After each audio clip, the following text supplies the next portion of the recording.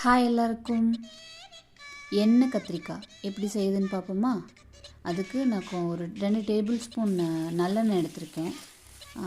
அதுக்கு கத்திரிக்காவை கட் பண்ணி இந்த மாதிரி ஃப்ரை பண்ணி எடுத்துக்கிட்டு பேஸ்ட் அரைக்கிறதுக்கு வெங்காயம், தக்காளி, பெருஞ்சீரகம், ஜீரகம் போட்டு அரைச்சி தாளிப்பு கொடுத்ததுக்கப்புறம் அந்த பேஸ்ட்டை ஆட் பண்ணி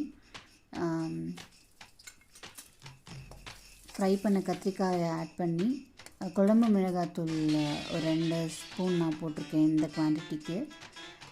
அதுக்கப்புறம் புளி தண்ணியும் கொஞ்சமாக தண்ணியும் ஆட் பண்ணி நல்லா கொதிக்க விட்டு மூடி போட்டு கொதிக்க விட்டு எடுத்தால் வீடே மணக்கும் அந்த ஸ்மெல்லுக்கு. எச்சூறு நான் சாப்பிட்டேன். அதுக்கு சைட் டிஷ்ஷாக நான் வத்தலும் பீன்ஸ் பொரியலும் பண்ணியிருந்தேன். நீங்களும் இந்த ரெசிபி ட்ரை பண்ணி பார்த்துட்டு எப்படி இருந்துச்சுன்னு சொல்லுங்கள். யாருக்கெல்லாம் இந்த எண்ணெய் கத்திரிக்காய் பிடிக்கும்னு கமெண்ட் பண்ணுங்கள். தேங்க்ஸ் ஃபார் வாட்சிங்.